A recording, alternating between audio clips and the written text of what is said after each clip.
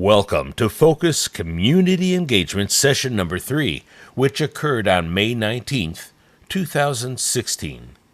Focus, which stands for Future of Crystal Lake Library Under Study, is a community-wide effort to gather input and feedback from the community regarding different aspects of the future and possible options for improving library service. Tonight's presenter is Joe Huberty, partner with Engberg Anderson Architects. Mr. Huberty will begin tonight's presentation on the topic, Our Facility, Does Form Follow Function?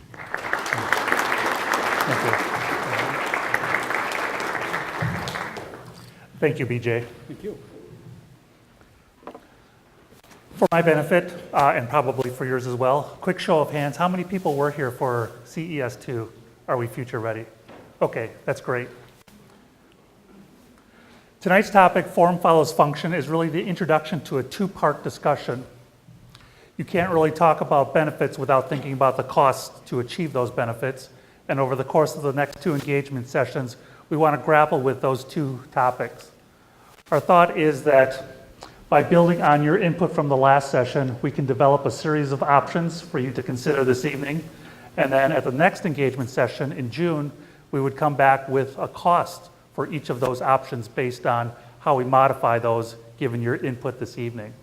So this is really the input to the start to a 2-topic session, and it builds on engagement session 2. At that session, we talked about a couple of key topics, and these should seem familiar. The library conducted an extensive site evaluation comparison and really arrived at the conclusion that the library's existing site in some form was the springboard for its future, that it offered the best long-term potential in meeting its obligations to the citizens of the city. And on the drawing, you can see the land that the library owns currently, outlined in the heavier teal color, and the land that is in play in some form as part of the evaluations and the options that we're going to show you this evening. The other thing that we talked about, and this is where a lot of the input came that BJ was describing, what really resonates with you as residents of the community in defining a successful library, a library of the 21st century? What becomes a useful tool in your everyday life? And we know that every library has different attributes, and a library that serves one community doesn't necessarily mean it will serve another community well. So it's important that we got all of your input in defining what was important. And you see a few illustrations of the kinds of things that people thought were important. And they really run the gamut. It's important to have an extensive collection. It's important to be able to access that collection easily. It's important to have a building that really can stand up to the use that a public library gets. Good mechanical systems, good quality lighting, good ventilation. It's got to have the kinds of activity spaces and technology that we recognize as being keys to successful library service. And it's got to have all of those in a way that presents an integrated and attractive face to the community. It's got to be a building that invites you in, is easy to get into and easy to use. Those were the things that we heard as a result of the scoring that you went through at the last engagement session. This next slide really shows the results of all of your effort. The library tabulated those results based on groups or tables. This chart illustrates how many tables, groups of 6 or 7 people, really thought that the item in question was a key component of a successful library. So we started with the basics. 11 of the 11 tables at last month's engagement session thought that a ground level entry was important. Same is true of a space that was really devoted to exploratory learning, a children's interactive learning space, play area. So when you look at this scoring chart, we took those tallies and decided on a prioritization based on those numbers. So when you're looking at the ranking here, 1 and 2 got the top scores, and we go on to the next one, 10, 9, all the way through the list. When we started to think about potential design options and thinking about how to score them, we came back to this set of priorities set by this group. The rankings in some ways help us determine essentially tiebreakers. If a scheme does really well at low ranking priorities, it's probably not as successful as a scheme that really nails these top level priorities. And so ranking them and putting them in a prioritized order has some significance for the evaluation process. We went through this list and tried to identify evaluation criteria that had multiple parameters. When all of you sit and ask about better quality lighting, to me that has multiple components, some of which are relatively easy to address. The light fixtures in a space, for example, are pretty simple to change out. If you don't think that your light fixture is energy efficient, or if it isn't providing enough illumination, you put in a new fixture. And that's what we mean by energy and maintenance. Is it easy to get to? Does it take up a lot of electricity to function? The other component of that, quality, is something that isn't necessarily related directly to the fixture itself. And you think about this room as an example with the tall ceiling and the light fixture suspended well above our heads. There's an opportunity for that light to spread out and become evenly distributed throughout the space. If you've been in the library, you know that it doesn't enjoy ceilings of this height. They're actually pretty low. The light really doesn't get a chance to spread out. In a lot of cases, it hits a tall book stack and can't get into the next aisle. And you get this series of light, dark kind of aisles, and it makes it a little difficult to read what's on the bottom shelf. Similar issues with computing spaces, reading areas, and the like. So when we think of these kind of attributes, we categorize these into two sections. And the quality relates to floor height. That's a jargony kind of thing that architects like to bandy about. And really what it means is the difference in elevation between the floor that we're standing on and any floor that's above us or below us. That's a big deal in planning a building and in operating a building and in enjoying a building. So when we think about a floor-to-floor height, and this is an illustration of Crystal Lake's lower level of the existing library, the distance between the lower level floor slab and the upper level floor slab is the thing we're interested in. And right now that's 10'6" at the tallest part of the building. There's parts of that building that are 9'6" floor-to-floor height, and there's a few spaces scroll away way back in the 1956 part of the building that's even shallower. So when we think about that distance between the upper floor and the lower floor, we separate that into two categories. The space that people occupy, which is about 8 feet from the ceiling to the floor, and then a zone above that. That 2'6" is chock full of all sorts of important things. It's the structure that holds the book stacks up above. There's a lot of ductwork that flies around distributing air. There's a fire suppression system, sprinkler piping. There's electric lights. There's conduits and cable trays that run power and data through the building that support both the upper and lower floors. And so that 2'6" of space has a vital role in making the space that's underneath it function well. And in a contemporary library, that space really wants to be significantly larger. All of these things that we talked about are critical to the life safety and performance of the building and its occupants. And so the more you squeeze that in, the more limiting each of those systems becomes in developing the types of space that you really want to enjoy. When we talk about ducts being compressed, we're talking about poor air quality. So think of it in that regard. When we're talking about sprinklers, there is no room for compromise. That goes in first and everything else goes around it. You cannot develop an unsafe building, so that goes in first. It starts to squeeze out things like power and lighting. There are parts of the building where we can't put lights where it's needed because there's a duct directly above it. And there's no other place for the duct to go because there's structure right next to that. So you start to understand the complexities of integrating all of these systems into that ceiling space. It gets a little technical, but when we start to bandy numbers around about how well portions of the existing building perform and whether or not they're suitable for reuse, renovation and expansion, it's important to understand why we're scoring certain aspects of the building the way we do. And so I appreciate you taking the time to think about these and wondering about what might be the scenario in a better arrangement. We looked at the floor slabs as much as the ceiling, but when you think about a building, it's the above ceiling components that become the limiting factor. In a brand new building, the floor-to-floor height is significantly taller. Our minimum planning standard, and this is separate from code minimum, our minimum planning standard is 16 feet between floors. And that increases the space that the people will occupy from 8 feet up to 11. So that's higher than the floor-to-floor height in the existing building.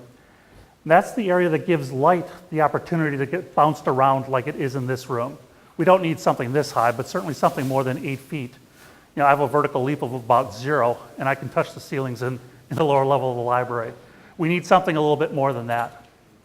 More importantly, perhaps, is the space above the ceiling where we can introduce structure and enough height for the ducts to actually cross each other as they go to and from mechanical rooms, that we can actually run data systems underneath that we don't have to rearrange all of that infrastructure to accommodate the sprinkler system. And so when we're talking about the quality of the library space, we're really thinking in many ways not only about the floor space, but about the height in certain parts of the building. So that's architecture lesson for today, floor-to-floor height. I don't want to gloss over these too quickly because it's an important set of criteria that we use to develop the options and then to score them. And I know you put a lot of work in at the last session. Reliable Wi-Fi was one of the key components people identified. And then there were a series that were grouped tightly together. A larger meeting room, drive-up book return, electrical outlet access seemed to be high on everyone's list. Introduction of smaller activity rooms, whether it's for study, group activities, focused research. The notion of having small as well as large spaces for individual or group activities resonated with the group. Increased parking scored just as high. This is another one of those things that we broke into two components. When we thought about increased parking, it was sheer count on the library site, ideally for library users. But in many ways, thinking about where that parking could be located afforded the library an opportunity to consider a neighborhood-wide approach to parking. If you know the library site, it's immediately adjacent to Hussman School, which in turn is awfully close to Central High School. And so the notion of parking in the area isn't just a library issue. And if there's ways to locate the increased parking potential so that it helps all of those users, you are, after all, residents of Crystal Lake, whether you're using the library or the schools, that would be a benefit. So we wanted to think about parking in both contexts. And that's why location became a factor. And Paddock Street really becomes the zone where the library and the school interact. And we have to be frank, if I was picking someone up at the school, I'd park in front of the library as well or on their site, even though I might not be intending to use the library that day. So neighborhood parking became a criteria in the evaluation. At some point, it became apparent that all of the items that you'd identified at the last engagement session fell into two categories. One we would call quantitative, the other qualitative. Qualitative challenges are those that we could probably fix within the shell of the existing building. We don't have to move walls, we can live underneath the existing roof. We can make improvements that would allow the library to provide perhaps a better level entry, ground level entry, improve lighting, improve Wi-Fi. You can see from the list that there's things that really aren't area dependent. The exception might be on the site in terms of increasing the quantity of parking. We can do things to improve certain aspects of the mechanical system. There was a point in the discussion at the last engagement session where people talked about, well, they just do that as a matter of course when they made the building meet code. The fact is that the building does meet code in every aspect. It is a perfectly legal and occupiable building. There are aspects of the building, though, that by virtue of age really don't stand up to the test of, is it a modern, controllable, efficient system? And that's really what we wanted to focus on. So if anyone's concerned that the building systems or the building itself isn't code compliant, you can rest easy. It is perfectly compliant. The other category we looked at was quantitative. And these are things that the library can't address without some additional space in some form.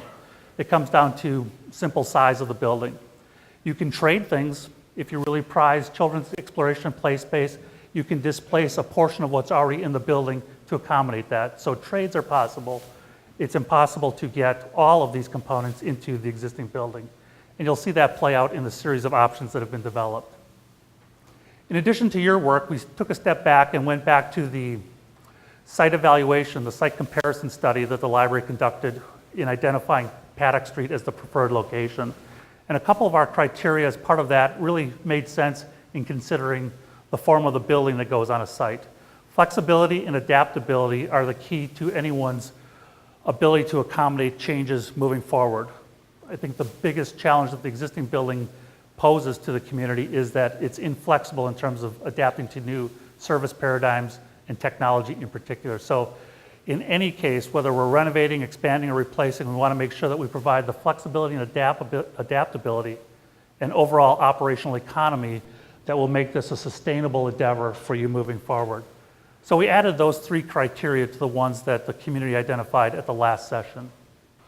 Our hope is that between tonight and the work session in June, we're going to be able to define how well we meet the needs and what it will cost to meet those needs. Our process is really focused on assessing those performance criteria related to needs and dividing that by the cost to come up with what we call a value index. And the idea is you can spend a lot of money and not get very much, or you can spend a lot of money and get a lot.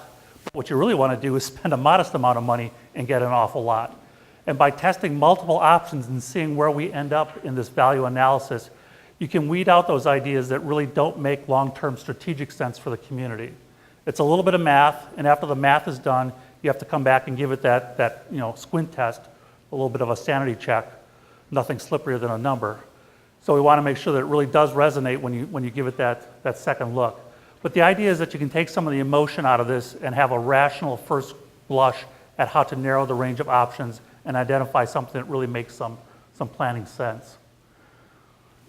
Everybody wants to get to the end of CES3, so I'm going to ask you to be patient. Tonight it's about the performance aspect.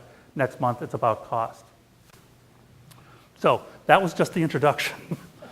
Now we're going to get to the good stuff. We thought of 4 different ways to think about the needs. When you think about form following function, we've got our list of functional requirements from the community last month, and now we're thinking about 4 different forms. And we're trying to think about what does each of the forms get us. And the first one was repair. We started simple. We know the existing building, we know its potential, we know its limitations, we know how it engages the site. And the idea is to test whether or not with some fairly significant repairs, whether or not that would be enough to meet the community's needs moving forward. We're trying to think of this as in terms of generations. So when we're thinking of meeting your needs moving forward, we're not thinking 5 years, we're thinking generations. So that's one of the planning parameters. The next concept said that might be too limiting because the building is only 40,000 square feet and it's doing an awful lot of work now. Maybe we can refresh it a bit more than just do some repairs, add a few strategically placed elements, maybe fix that entry and come up with a solution that does a much better job of at least taking a good first pass at those needs. The third concept said if that's too limiting, maybe we make a bigger addition to the existing building. All of these are really trying to make the most out of the existing building, recognizing that it does have some attributes, namely 40,000 square feet of space. The last concept we wanted to test, especially if we were finding limitations in the first 3, was whether or not there was a better performing, better investment by replacing the existing building on the current site.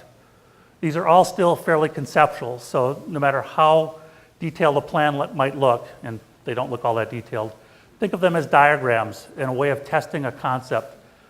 Whatever concept the community gets behind, there's a lot of work that needs to be done to refine them and make the most out of each one. But they do illustrate the potential differences in performance, and that's what we're here to focus on this evening. So let's talk about repair number 1. We talked a lot about high quality mechanicals, something that will sustain you moving forward. The existing building has some challenges. I talked about that floor to floor height and the ducts really not being able to distribute air as well as one would like. There's damp areas, there's cold areas, there's hot areas, and it's not hot when you want it to be hot. There's fragmented mechanical rooms. There really is only a bare rudimentary semblance of a control system. So in terms of managing energy, managing comfort, being able to anticipate maintenance and repair issues, the building really doesn't meet planning standards. And it really doesn't provide the level of comfort and controllability and energy efficiency that you would like. This building actually has electric heat in it, so it consumes a lot of energy to keep the occupants warm and cool. There are some things that can be done within that, and the idea is to replace the aged equipment. Parts of this building are 50 plus years old. Some of the mechanical system components are just about that old. Some have been replaced, but it's been 25, 30 years since a major overhaul has been done on parts of that building. We can control energy use to a certain point with a new control system, something that manages the competing components of your mechanical system more effectively than just twisting some knobs here and there. We can integrate that control system so that people are comfortable. There's a large section of the building that really overheats quickly. There's parts that we just can't get warm. There's things that cannot be fixed through a repair approach to the existing mechanicals, and those are important to note. That duct configuration really isn't a mechanical issue, it's a structural height issue. So regardless of the investment that we make in this sort of head-end equipment, the stuff that's in the mechanical rooms, the flow of air through the building will only get so much better through more efficient fans, higher quality heating elements, and that sort of thing. At the end of those duct runs, there's really not much chance that you're going to be any more comfortable, and it's a limitation based on the ductwork. So I want to make sure that people understand when we separate out mechanical effectiveness, we can improve your energy efficiency and controls. We can't necessarily improve your comfort in this type of an approach. So airflow is a big deal, and that relates directly to comfort. People talked a lot about lighting, and that's an important aspect of a modern library, and it's a similar scenario here. There are things that we can fix in the existing building. The shaded areas indicate areas where we do have issues controlling light. The darker the tan circle, the more problematic. Areas with book stacks are especially difficult. These are a little lower in this space, so it's not as much of a problem. But you get the sense that the lighting concerns within the building aren't isolated to a spot here or there. They are fairly pervasive. Some of that can be improved by more contemporary lighting fixtures, but as we were discussing in the floor-to-floor height, there's a certain aspect of that that is also related to overall building height. Energy use, controllability, again, are things we can add to new fixtures, even to some of the existing fixtures, and improve your energy consumption. The things that cannot be fixed, again, relate to that floor-to-floor height, and that really limits our ability to introduce uniform lighting throughout the space. If you're thinking about reading or computing, the last thing you want are hot spots, dark spots, glare, and all those frustrations that come along with the straining to the eye of uneven lighting throughout a building. Power and data.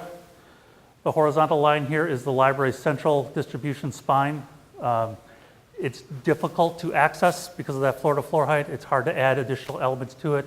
There's spots in the building that are actually fairly dense in its power and data. The rest of the building, though, is actually pretty minimal. And the ability to use your devices for the library to expand its technology footprint are greatly limited. The building is built with 10-foot thick concrete slabs, and sort of coring through that every time you want to add an outlet or a data connection is pretty problematic. Having said that, this is actually one of the easier systems to modify within the existing building.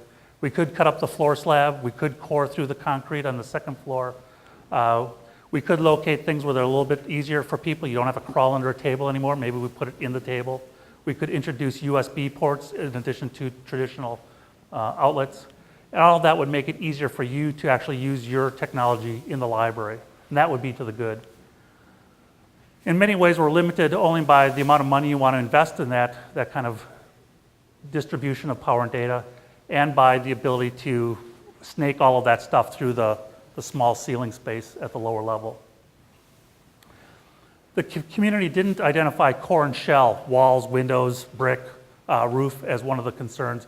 But when you're thinking about investing in a building to any significant extent, you do want to consider the age of the building. And as you look at this diagram, the library was really built from the east end towards McHenry Avenue, which is over on the far left-hand side of the drawing. And you look at the series of elements, this is more than 50 years old, more than 40 years old. This is already at the 20-year stage. There's a lot of systems that are coming to or have dramatically passed their anticipated lifespan. So when you're thinking about investing in this building and making it a platform for another couple generations worth of use, there's an investment that has to be made in just maintaining the building so that it doesn't deteriorate. These have been detailed in a capital repair study conducted in 2010 and 2015, if you're interested in reading more. But paving systems, exterior staircase, that north stair needs constant repair and maintenance. Some of the fire suppression piping needs to be replaced. Elevator, roof, we talked about the masonry and the windows. Fair amount of investment just to make sure the building works as a building. And then ultimately in our repair plan, because we were calling this a repair strategy, we just said we're going to repair the paving. As you know, the library has started to acquire additional land to the north, but in this concept, to keep them distinctly separate, we said we're going to repair the existing paving. There's a few sinkholes on the east end of the site, a few chipped curb. Really think about how to improve that. The idea is to just maintain what you've got. So it doesn't become a neighborhood parking solution. We don't really do much to address the regional stormwater issues with the flooding in McHenry Avenue along to the west edge of the site. For those of you who don't know, the library site is dry. All of the water sort of percolates in the ground, but there is occasional flooding on McHenry and to the property slightly to the west. An improvement project is an opportunity to start to address that in concert with the city of Crystal Lake. So that's a lot to take in, but we define that as an option. This is going to be the hardest of the studies. We started to score that, and our system was, if we got reasonably close to accommodating a goal that was set by this group, we gave it a 1. It earned a point. And if we got partway there, we started to prorate that point to reflect how close we got to that. So in the case of point 3, our energy and maintenance, we could do a pretty good job of affecting some of the head-end equipment. But in a repair scenario, we're not making a conversion to something more efficient like a gas heating system. It's still electric. The electrics are going to be a little bit more efficient, but there's no sort of incremental jump in terms of the energy saving potential. But it does do something, and we wanted to acknowledge that, be as fair and even-handed as we could. So that's true on the lighting side. And on energy maintenance, that number came out just a little bit higher. So as we're looking at the scoring here, we're trying to be as neutral and objective as we can, partly because this is a springboard for just 3 of our 4 concepts, and partly because we want this to be a neutral and objective evaluation. One of the things that you all have to decide tonight is how well I've done with that goal. And if you look at these criteria and we've missed a criteria, that'll be something we want you to put on the notes section. If you think my scoring is a little off, by all means, let me know. I've tried to be that outside, independent, objective other. Sometimes it's good to hear the point of view of someone who actually lives in the building on a daily basis or uses it frequently. The quantitative scoring for this scheme clearly isn't very high. We don't have space to add much of anything. We can introduce slightly better lighting in a few areas, so I gave it a nominal allocation of performance points. But for the most part, we can't make any of the ceilings higher either. And so overall, this scheme scored pretty low.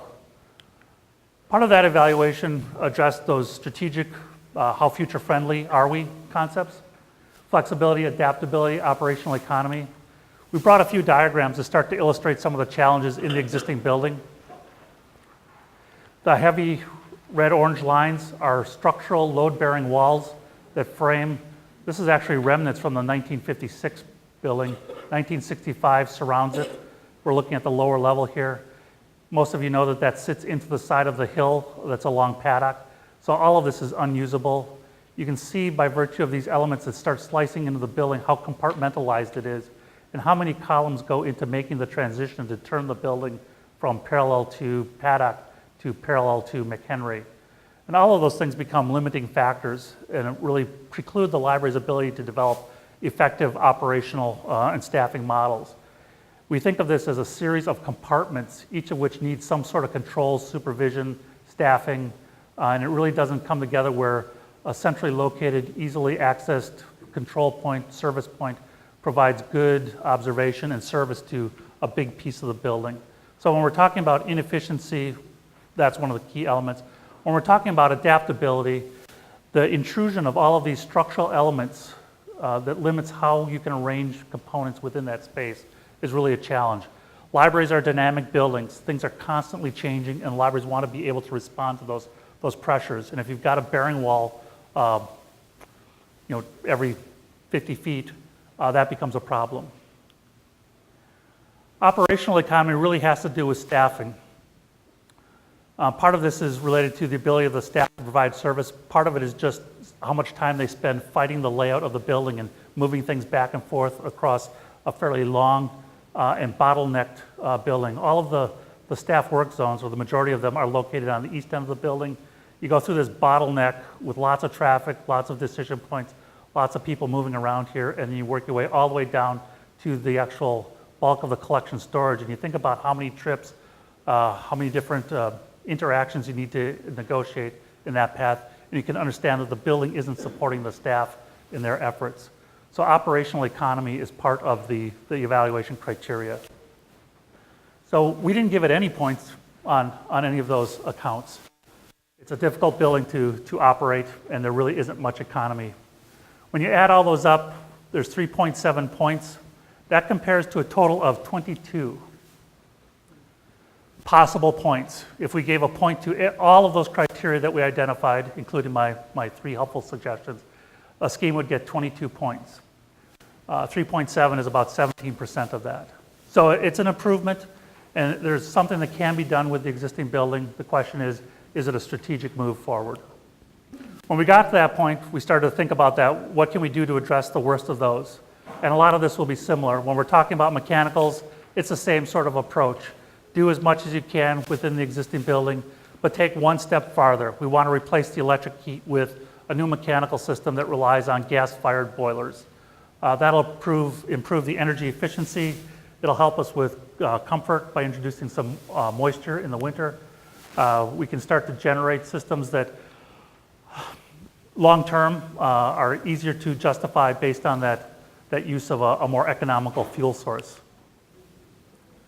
Strategically, though, the big jump was to take the worst of the building's challenges and try to overcome them.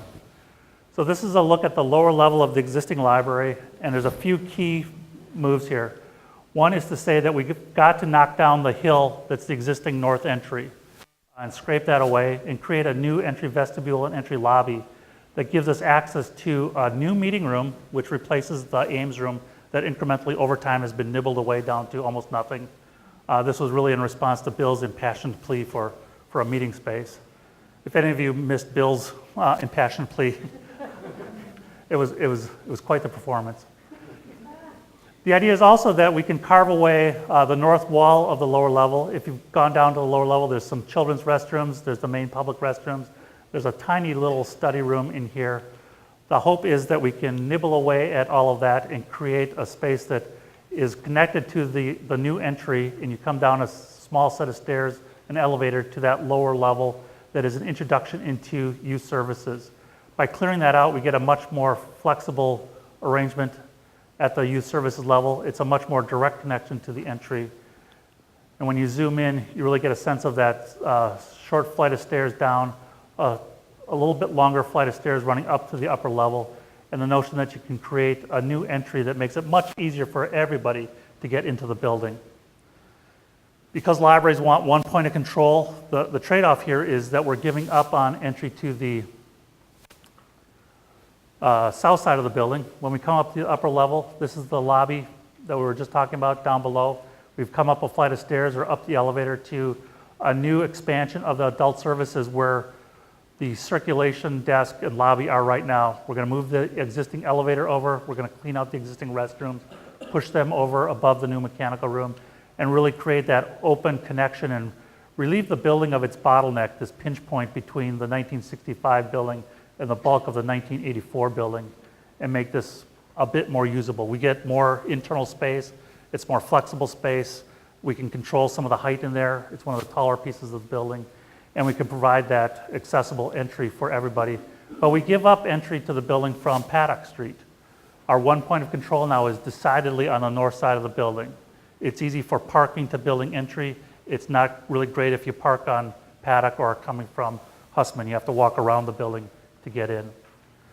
But we thought that that's one major way to take the building and with a nominal expansion, make more of the potential that exists within the existing shell. We also wanted to look at the existing site that the library has started to acquire and think about the parking shortage on the site. This is really geared primarily towards addressing the library's need. This yellow represents the additions. Our new entry is here. The new Ames room is right next to it. This is the infill. Lower level would be mechanical. Upper level would be adult services. That's where the entry used to be. Now we're thinking about extending the loading dock area a little bit to the east for mobility issues and handicapped individuals.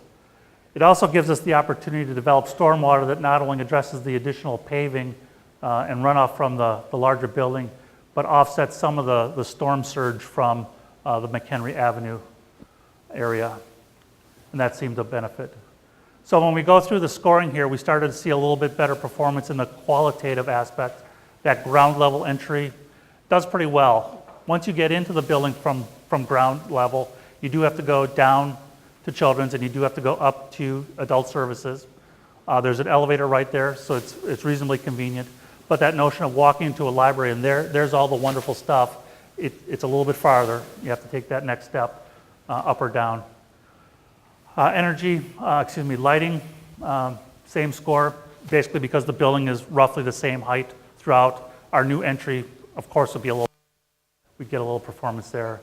Drive-up book return is a nice addition in this scheme. We get the electrical outlet access. We can increase parking quantity pretty dramatically because the building hasn't gotten much bigger. There's a fair amount of site that's available for increasing the total number of parking spaces. And that's a big jump in this concept. There's an ability to improve the heating and air conditioning on the energy side because we're moving from electric heat to gas heat. It's significant, almost not quite twice as efficient in terms of cost per unit of heat. When we start to think about the quantitative aspects, though, there's a few things that we get, especially at the upper level, by virtue of that small addition into the south entry courtyard right now off of Paddock, and by claiming a little bit of the current circulation lobby. So we gave that a little bit of an upgrade here on line 15. I call that computers. I just picked one of these arbitrarily. It could be a bigger collection. It could be spreading out the same size collection. It could be putting in more seats. The point is we can probably pick up a portion of one of these criteria, but we're not going to get all of them in this amount of additional space. I think one of the major improvements in terms of quantity is the ability to reclaim something that's the size of the original Ames room. And compared to what you've got now, which is dramatically decreased, if you remember the illustration from Bill's talk, that would be a significant improvement just to reclaim that again. So that was our renew the building. A little bit more than repair, refresh it, make it better positioned to move forward. And by virtue of that clearing out of the bottleneck, we gave it a few points on improved flexibility and improved adaptability. Clearing out those structural walls is important, and allowing the space to be contiguous is helpful. That added up to 7.45. That's about 34% of the total. At that point, we had to take a major leap, and our expand concept builds on a lot of those concepts.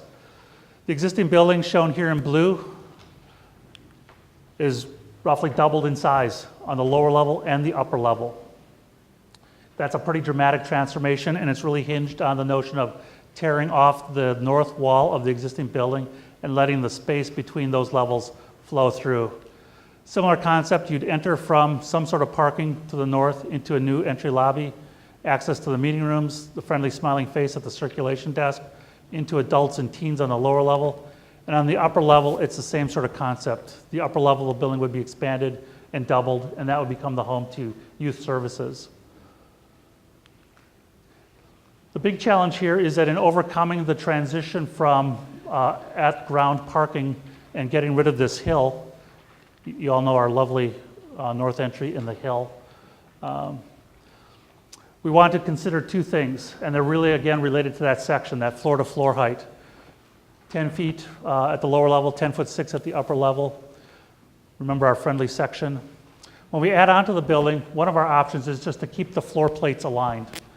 The floor structure at the second level of the addition would align with the second floor of the existing building. The ground level would align with the lower level of the existing building. And so we would be continuing that 10-foot floor-to-floor height throughout the addition. If you think about that as being a real limitation, you've just about doubled the amount of limitation that you have in the building, and you're carrying those legacy challenges forward for another couple of generations, and that seems to be a challenge.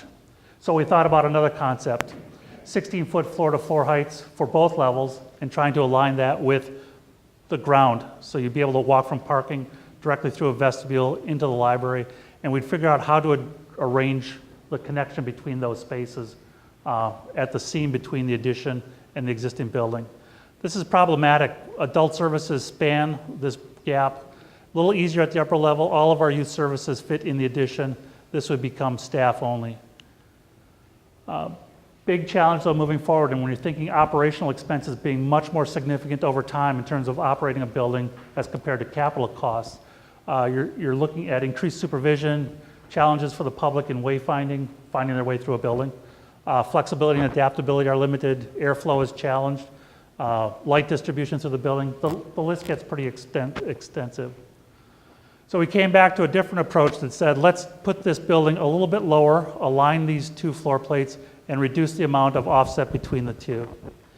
The point here isn't really to get too far into which is the best approach, but to recognize that they all come with challenges. And a simple addition probably isn't possible. An addition, definitely possible, but it will come with all of these challenges related to this seam, and that's all related to where we decide to put the first floor elevation. I think if this is the preferred concept, this is the right kind of approach. Align that lower level and introduce the challenge really only at one floor plate rather than two. The trade-off here is that when you come into the library, we probably have to go down a ramp or a set of stairs 2 or 3 feet. So we're talking about the difference in height between the floor here and the stage. So you'd walk into a lobby and then down into the circulation lobby. But at that point, you'd really be in the library, and that would be a nice improvement. Site, same sort of concept. We'd park our way north to Crystal Lake Avenue. There would be fewer parking spaces in this scheme because the building is bigger. And we're thinking something on the order of 120 spaces plus accessible parking. And again, the parking is to the north of the building, so it is pretty much library specific in its approach. We come up with a better entry sequence in that last section. Energy improvement in lighting and mechanicals, because half of our building now has the requisite 16-foot floor-to-floor heights. You can see where we're starting to pick up points in energy and lighting performance. The biggest transformation in scoring, though, occurs in the qualitative aspect. There is now space for all sorts of things that were on the community's list of desired attributes in a 21st century library. And by virtue of just having that space, you can incorporate these in any kind of balance that is deemed appropriate. And more importantly, you can start to shift some of these things around within the limitations of all those floor plate offsets so that you can arrange it in some way that makes some sense moving forward as well as today. We didn't give this great scores on flexibility. The things that we pick up by having bigger floor plates are offset by the fact that those floor plates step. And every time we have a step, we have a challenge. And so we end up with a scheme that was about 16.6 in its scoring. That's about 75% of our 22-point total. So it's made a jump, and it's starting to become something that has some impact in terms of the long-term strategic needs. Our last one was replace. And this really grew out of a recognition that there's the operational issues, the flexibility, sort of the discontinuity of space between portions of the adult collection were problematic. So this diagram says, let's put the building to the north end of the site up at the intersection of Crystal Lake and McHenry Avenues. We live in the library while this is being built, and then when the operations are moved into the new building, come back and pave this. This is one of those concepts that really does look like a neighborhood parking solution in that the parking is in between Hussman and the library. And so if you're coming to a major event on a night when the library has something going in the school, there's ample access to both of the buildings. The organization is fairly straightforward. We have a lot of flexibility in how this concept gets organized because there's nothing there to limit us other than the street edges and the property lines. So meeting room facing the parking before and after meetings, a simple staff work zone along the eastern edge. There will be a separate service court that didn't interfere with the public parking to the south. We've got an opportunity for a drive-up book return loop that will go right into the circulation workroom. And then a nice big open floor plate that provides for adult services at the lower level, youth services at the upper level. This is a pretty simple and efficient building organization. There's a few architectural gestures to reduce the height of the building towards the residences at the northwest corner, step the building back a little bit, echo the turn, suggest a curving form to the building at that end. But other than that, it's a simple rectangle. And we get to build that new building while you're in the existing building, come back, introduce parking, and its advantages are the floor heights, but also the ease of operation and the ease of moving from one building to the other. Future friendly, our efficiency scores, our flexibility scores, our operational economy scores, all are a result of this building being free of those messy load-bearing walls that you have in the existing building, in particular at the lower level. And that's really what drives our scoring, that open floor plate, simple column grid, tall floor-to-floor heights. Ground level entry, it's about as easy and direct as it's ever going to get. This gets full marks. The lighting, full marks because it's a tall floor-to-floor height. Wi-Fi we always had. The quality of the parking is improved. We've got a good ratio of floor space to parking count because the south end of the site where the existing building is so much wider than the north end. We get much more efficient and much higher quantity parking, and it's located between the library and the school. And just like the addition, this building has enough space to accommodate all of the desired, needed contemporary library spaces that were identified by the community at the last session. So when you add these all up, miraculously, this is the one that got all the points. It's hard not to get the points when you're starting over. The big question is it worth that kind of investment? That's a difficult question to answer until you know the prices. And again, we're going to ask you to reconsider your thoughts after we've shared those prices. The Gilbane construction management team is actively started, and based on tonight's input, we'll be refining some of those numbers. There's a fair amount of work left to be done in that regard, so we will have those for the June meeting. But the idea that there's one concept here that worst case scenario might be 99%. In the ideal scenario, we get all the way to 100. There's one scenario that isn't quite that good, takes a dramatic step towards improving your ability to incorporate the needed services in an expansion strategy. Limitations really being on this page: flexibility, adaptability, operating economy. Renewed does a good job of addressing probably the most egregious physical challenges of the building with the new entry, reclaiming some meeting space, cleaning out the bottleneck. But there's a limit to how much it can do quantitatively and qualitatively. And then repair is trying to extend the life of your existing building just a little bit farther. But quantitative and qualitative challenges are significant, and they remain based primarily on size and floor-to-floor height. Next time, we're going to come back and fill in this chart with you so that we can complete that exercise of relating performance to cost and come up with that value index. So again, I'm going to ask you to be patient with the cost, but that is coming. That's a lot to go through.